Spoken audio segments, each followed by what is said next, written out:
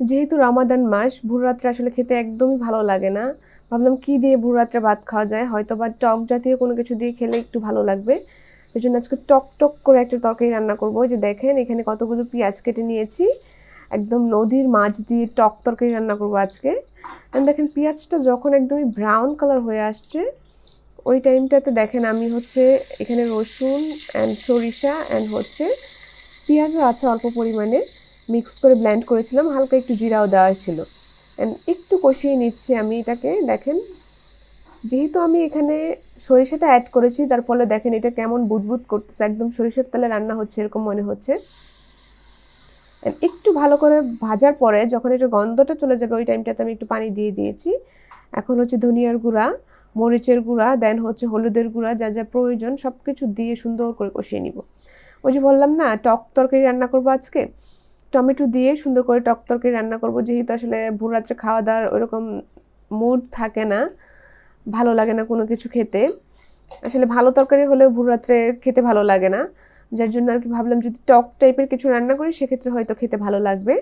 এই যে দেখেন ছোটো মাছ, এগুলো হচ্ছে আমার বাড়ির মাছ। আমার খালাতো ভাই আর কি এগুলো ধরে আমার জন্য রেখে দিয়েছিল যে আমি গেলে খাবো। আমি আসলে গুড়া মাছ অনেক পছন্দ করি, নদীর মাছ অনেক পছন্দ করি। তো আমার খালাতো ভাই যার জন্য আর কি এগুলো ধরে রেখে দিয়েছিল আমার জন্য। তো আর খাওয়া হয় নাই, যার জন্য আর কি আমার খালা আবার এগুলো আর কি আমাকে প্যাকেট করে দিয়ে দিয়েছে যে ঢাকায় নিয়ে খায়ও।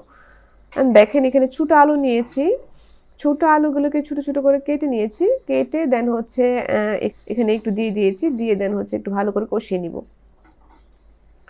যেহেতু নদীর মাছ রান্না করতেছি, এটার এমন ফ্লেভার ছিল পুরো বাসা ভরে গেছে। আসলে কিনা মাছের ওইরকম টেস্ট কখনোই হয় না, বা চাষ করা মাছের ওইরকম টেস্ট কখনোই হয় না। নদীর মাছের টেস্টই অন্যরকম হয়। আর এখানে দেখেন কয়েকটা কাঁচামরিচ দিয়ে দিয়েছি, কাঁচামরিচগুলো দিয়ে দেন হচ্ছে আমি আবার ঢেকে দিব। ঢেকে এই যে আবার দেখেন তুলে নিয়েছি, আলতো হাতে নেড়ে দিচ্ছি যাতে মাছগুলো ভেঙে না যায়। যেহেতু আমি মাছগুলো ভাজি নাই, কষায় কষায় রান্না করতেছি, আর অল্প একটু পানি দিয়ে দিয়েছি। আর একটু পানি এখানে আমি অ্যাড করব, যেহেতু এটা টকটক হবে তরকারিটা। সামান্য ঝোলও না, একদম ঝোলও না, একদম ভুনা ভুনার মতন করব আর কি।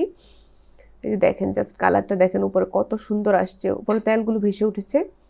এখনই কিন্তু দেখতে সুন্দর লাগতেছে, বাট আলুগুলো এখনও কুক হয় নাই।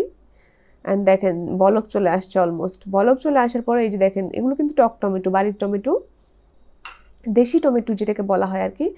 আমি কিন্তু অল্প একটু তুলে রেখেছি, এগুলো কিন্তু অনেক টক হয়। ভাবলাম এত টমেটো দিলে যদি টক বেশি হয়ে যায়, যার জন্য আমি আর কি অল্প একটু তুলে রেখেছি।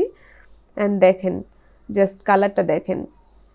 আর এই তরকারিটা খেতে কিন্তু মোটামুটি ভালোই টক হয়েছিল। যেহেতু টক হয়েছিল, টক তরকারি কিন্তু মোটামুটি সবাই পছন্দ করে, এটা খেতে অনেক অনেক অনেক বেশি টেস্ট হয়। আপনারা টক টমেটো দিয়ে এরকম করে নদীর মাছ দিয়ে রান্না করে খেয়ে দেখবেন, অসম্ভব টেস্ট হয় খেতে।